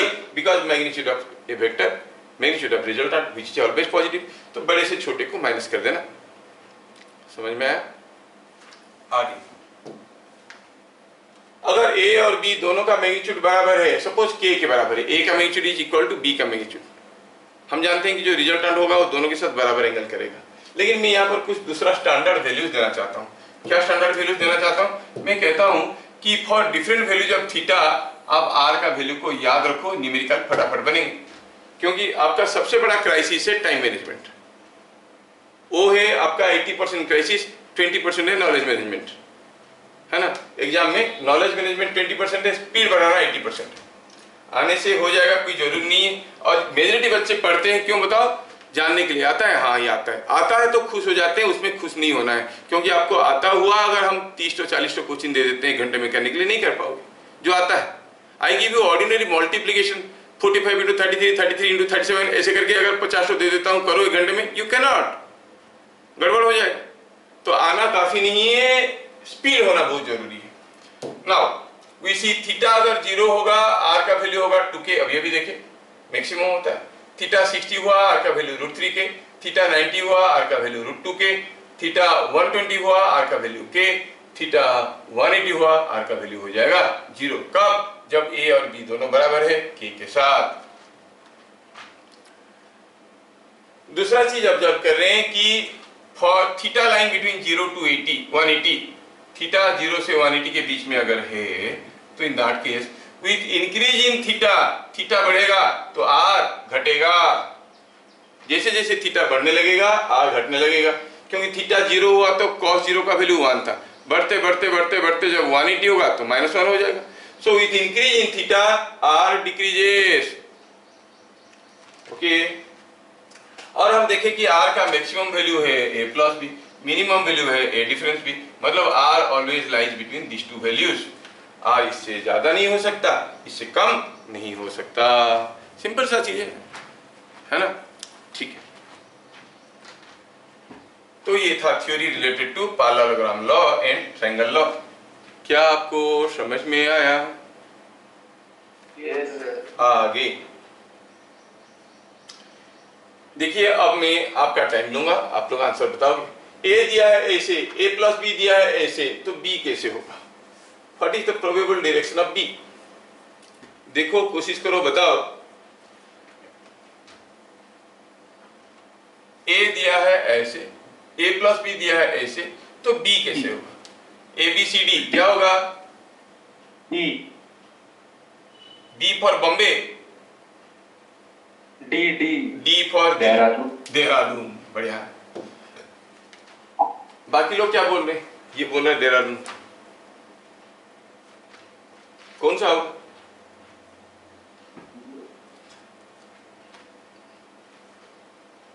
बोल समीक्षा, you are waiting for हुम? अरे यार, तुम लोग मेरा समय खपा करते हो। बोलो, कौन सा होगा तुमको लग रहा है? वो भी नहीं चल रहा है। और जब खर्चा किया जाता है ये सब मैनेज करके, you people don't talk, battery ऐसे डाई आउट होता है।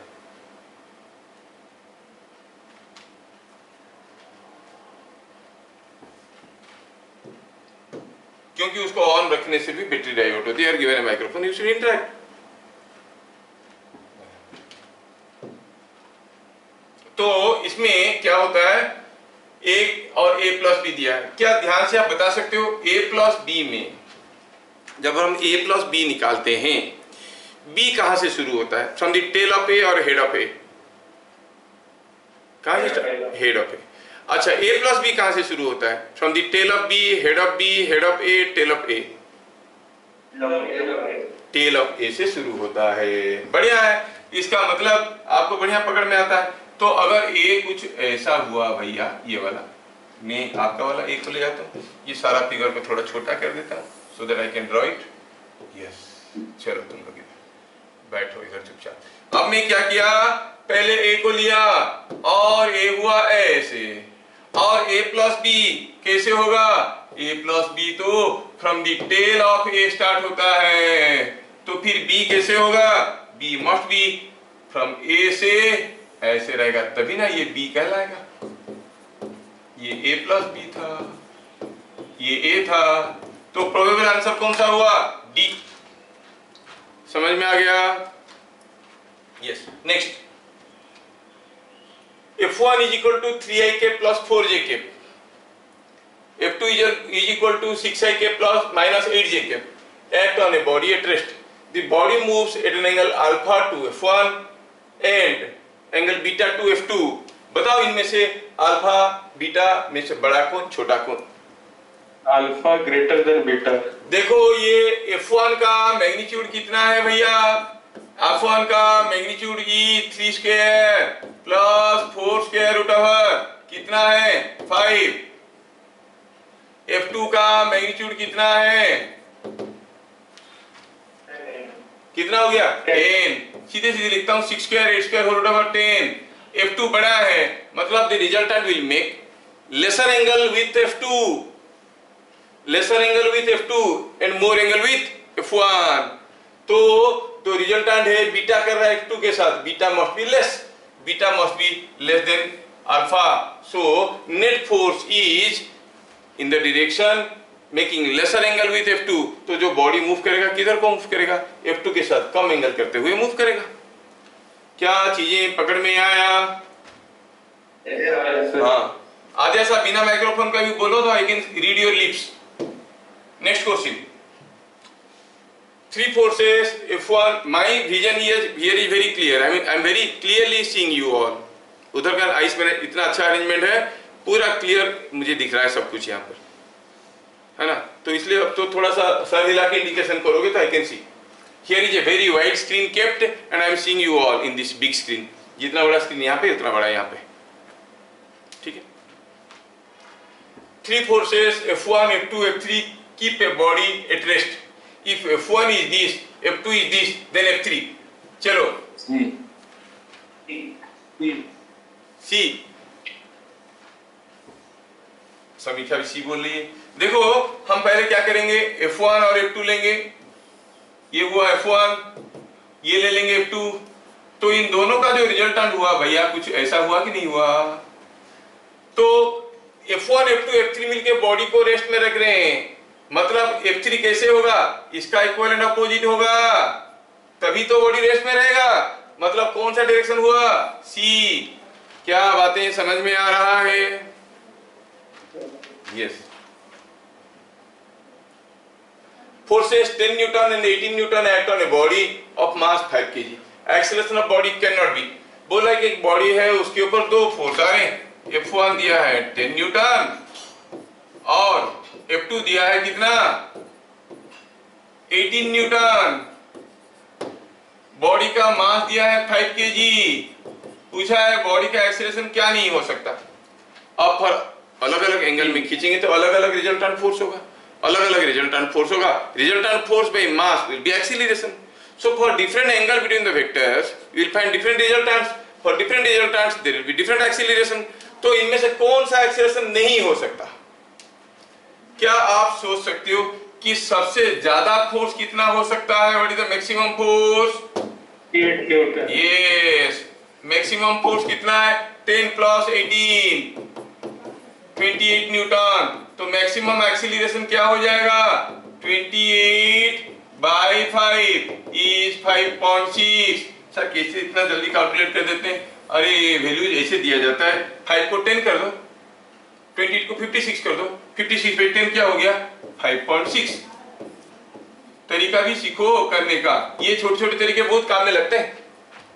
और आपको मल्टीपल ऑप्शन दिया जाता है, if you can make a close calculation तो फिर तो आपका ऑप्शन का क्लोजेस्ट वैल्यू मिल जाएगा। नाउ मैक्सिमम एक्सीलरेशन हो सकता है कितना? 5.6। मिनिमम एक्सीलरेशन क्या होगा? जब फोर्स मिनिमम होगा। मिनिमम फोर्स कितना है? Difference between the two it is 8। तो मिनिमम एक्सीलरेशन कितना हो जाएगा? 8 by 5 is coming out to be 1.8 meter, 1.6 meter पर सेकंड स्क्वायर। तो कम से कम इतना एक्सीलरेशन होगा, ज्यादा से ज्यादा ये एक्सीलरेशन होगा। 3.4 हो सकता है, हाँ हो सकता है, क्योंकि कैन नॉट भी पूछा, ये बड़ा डेंजरस होता है। नॉट भी दिखा हुआ, हम लोग नॉट को इग्नोर कर देते हैं, फिर आंसर गलत मार देते हैं। 4.4 हो सकता है, हाँ हो सकता है, क्योंकि हमें पता चला कि हमारा जो एक्सीलरेशन होने वाला है वो 1.6 से 5.6 के बीच में रहेगा। ये तो नहीं हो सकता। This can not be an acceleration. 5.8 this can not be an acceleration. C और डी नहीं हो सकते। समझ में आया क्या? Yes. आगे। Excuse me sir. हाँ बोल। तो उसके पहले वाले क्वेश्चन में ये वेट भी तो एक फोर्स है, 5 kg का कुछ वेट भी तो होगा। तो इनमें से कोई वेट होगा, कौन जानता है? नहीं 5 kg का 50 न्यूटन भी तो एक फोर्स आएगा। हाँ, तो जब कोई 5 kg के ऊपर दो फोर्स आ रहा है, वो फोर्स कैसे दिया गया है? देखो ये जो कन्वेंशन दिया गया है, एक 18 न्यूटन 5 न्यूटन, ये नहीं बोला कि कुछ एंगल करके दिया है। जी सर, उसका वेट भी तो एक फोर्स आएगा। हाँ वेट भी तो है, तो मैं नहीं बोल रहा हूँ कि हवा में लटका हुआ, हो सकता है जमीन पे रखा हुआ है कि नहीं? तो उसके ऊपर नॉर्मल रिएक्शन भी आ रहा होगा, लेकिन दिया कि कोई बॉडी के ऊपर ये आ रहा है, तो तुम क्यों सोच रहे हो कि वो अर्थ की स्पेस पे रखा है? कहीं भी रखा है। Forces this and this act on a body of mass 5 kg कहाँ है? अर्थ पे होगा तभी ना वेट होगा। तो when it is already mentioned कि दो ही फोर्स आ रहे हैं, तो इनमें से कोई वेट भी तो हो सकता है कि नहीं? So you do not know. ठीक है, next. A particle moves 7 meters to east and then 4 meters to northwest. What is the total displacement? देखो भाई, कोई पार्टिकल कैसे गया, हाउ इट मूव्ड। पहले गया वो 7 meters to east, it goes 7 meters to east, east की तरफ 7 मीटर गया, फिर नॉर्थ वेस्ट की तरफ गया, इस डायरेक्शन में। क्या एंगल है ये? 45 डिग्री में, इस डायरेक्शन में गया। कितना दूर गया? 4√2 मीटर्स। ये कितना दूर गया? 4√2 मीटर्स। मतलब ये एंगल कितना है? 45 डिग्री है। 4√2 मीटर। पूछा है बताओ what is the total displacement, मतलब आपको पता करना है what is this the total displacement, sum of the two displacements. क्या आप निकाल सकते हो? हाँ सर, क्यों नहीं निकाल सकते? S is S1 plus S2। अच्छा, तो फिर एस का मैग्नीट्यूड, इसका मैग्नीट्यूड का स्क्वायर, इसका मैग्नीट्यूड का स्क्वायर लिखे, ये हो गया 7, तो 7 का स्क्वायर बोलो प्लस 4√2 का square plus 2 into 7 into 4√2 into cos, क्या एंगल लेंगे अध्यक्ष सर? 125। हाँ 135, स्मार्ट बनोगे 135, क्योंकि एंगल बिटवीन ये वेक्टर एंड ये vector is not 45, this angle head direction to head direction cos 135, और cos 135 होता है -1/√2, तो सिंप्लीफाई करो तो ये मिलेगा 5 meter. Is it understood? Next, in the figure show देखो A और B दो पॉइंट है, उनका पोजीशन वेक्टर दिया गया है। A is this vector, B is this vector, C is the mid point of A and B, AB का mid point है C। पूछा है बताओ C वेक्टर क्या होगा? C वेक्टर क्या होगा? ऑप्शन दिया हुआ है नीचे, व्हाट इज C?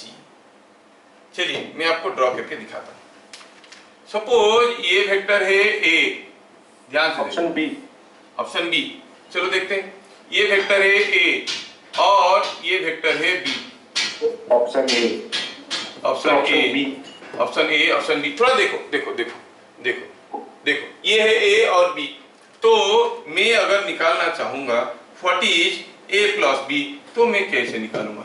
मैं कहूंगा कि एक पैरेललोग्राम है, ऐसा एक पैरेललोग्राम बना दो, और इस पैरेललोग्राम का जो डायगोनल है वो A प्लस B है। ये जो डायगोनल बनेगा ये क्या वेक्टर है? ये A प्लस B है। ये भी तो एक दूसरा डायगोनल है, and you know for a parallelogram the diagonals bisect each other. तो ये हो गया मिड पॉइंट, इसका मिड पॉइंट हो गया ये, और ये क्या है वेक्टर? ये vector is half of this entire vector, क्योंकि डायगोनल्स बाइसेक्ट ईच अदर। तो ये वेक्टर कितना हो जाएगा? ये पूरे का आधा, पूरा मतलब A प्लस बी, उसका आधा A प्लस B/2। समझ में आया क्या?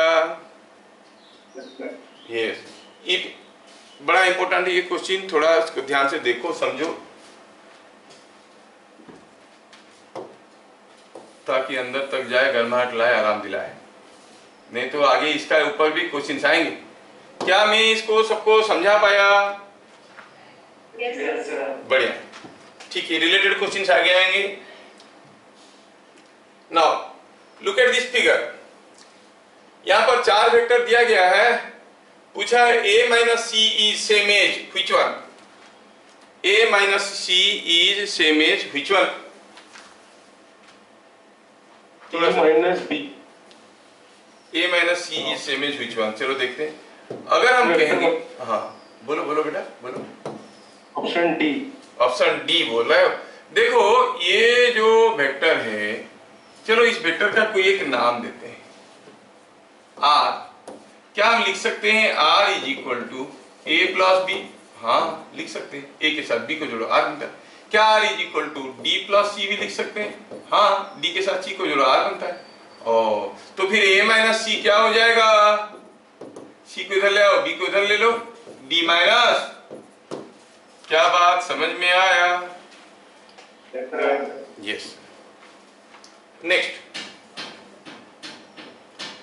2 identical masses are located at position vectors r1 and r2, position vector of center of mass।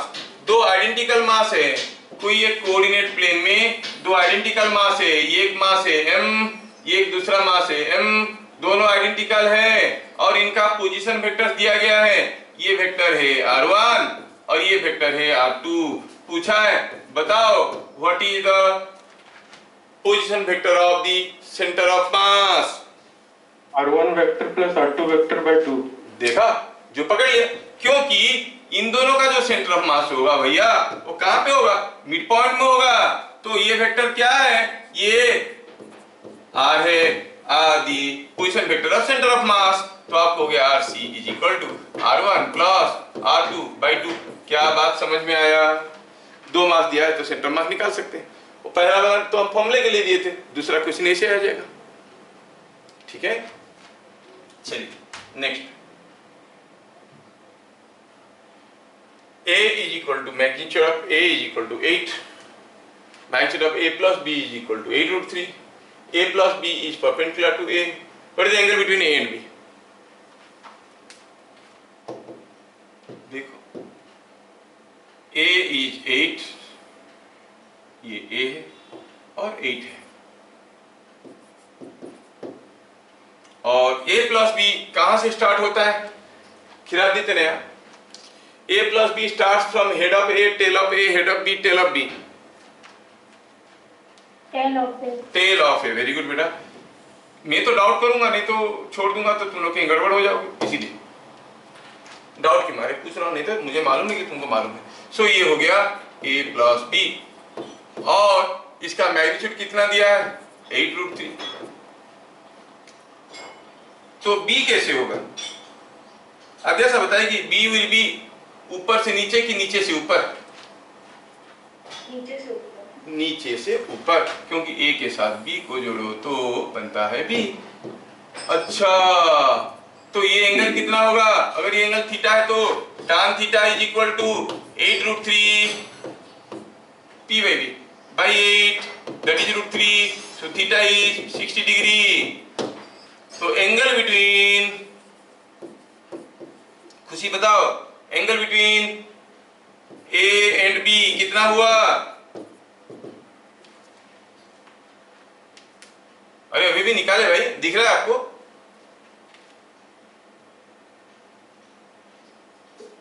किस बात की खुशी, बोल नहीं पाते हो तो? क्या बोले, मैं को निकाल रही थी। अच्छा, फिर से बोलो।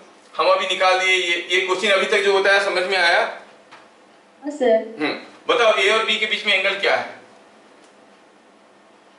A and B। A और B के बीच में एंगल क्या है? ये जो निकाले यहाँ पर दिया है ना, थीटा, थीटा निकल गया ना 60 डिग्री, उसके बावजूद बोलने में क्या दिक्कत है? 120 degree. 120 degree, that's what I was waiting for. Head direction of A to head direction of B, ये एंगल, ये 120 डिग्री है। वेरी गुड, चलो देर है पर अंधेर नहीं है।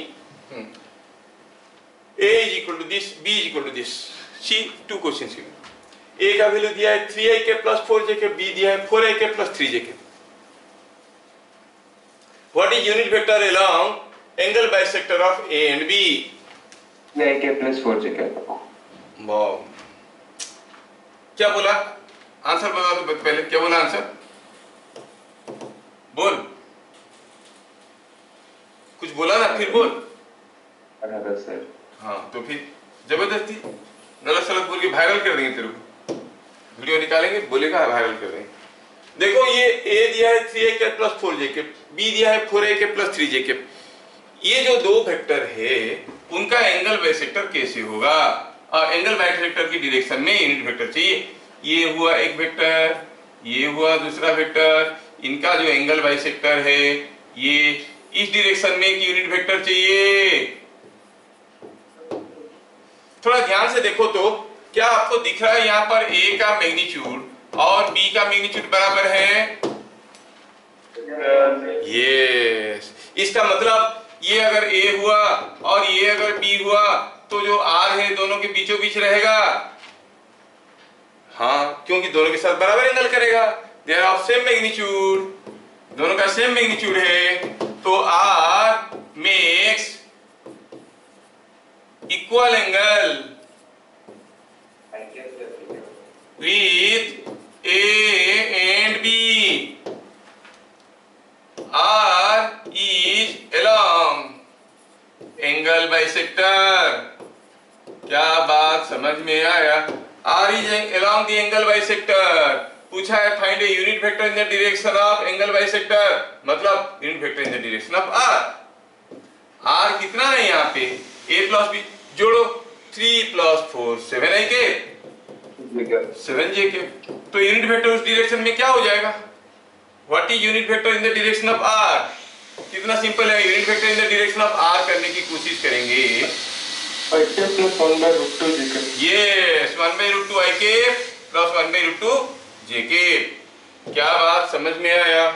तो आप कहोगे unit vector in the direction of r is equal to 7i के प्लस 7j के by 7 square plus 7 square whole root over it is 7√2, so it is 1/√2 i के प्लस 1/√2 j के। क्या बात समझ में आया? Is it understood? Yes sir। Yes. Next.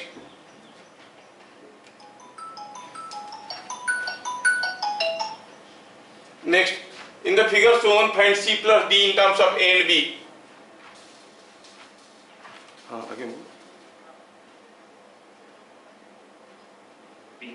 ସେ କରୁଛି କ୍ଲାସ୍ ଚାଲିଛି କରୁଛି ଏବଂ କ୍ଲାସ୍ ଚାଲିଛି।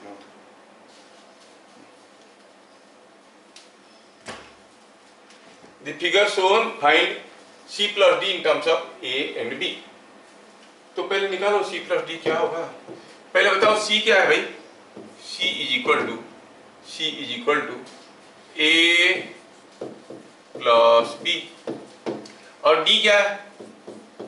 थोड़ा ध्यान से देखो तो a plus d is equal to b, तो d क्या है? b माइनस a, तो c plus d क्या हुआ? c plus d हो गया 2b। क्या बात समझ में आया? Is it understood? Yes sir। Yes. Last question for you.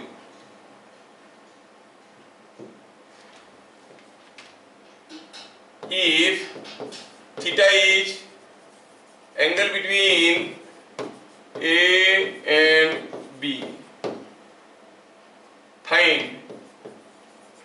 for what theta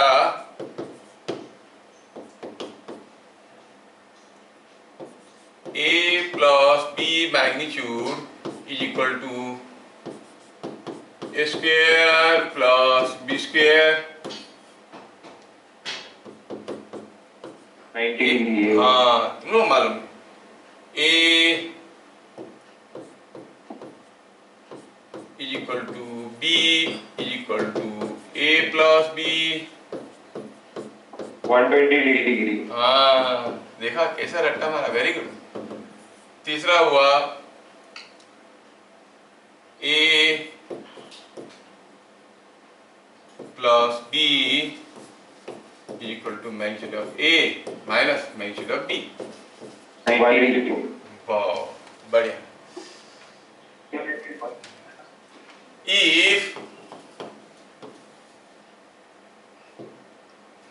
A is equal to A plus B, find angle between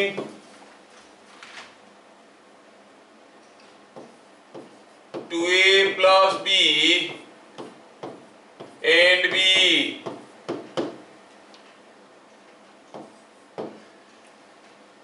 तो मैं यहाँ पे आपका आज का क्लास खत्म करूंगा, आप लोग ट्राई कर लेना, फिर इसको हम लोग अगले क्लास देखेंगे। फिर मिलेंगे अगले क्लास, तब तक के लिए जय हिंद।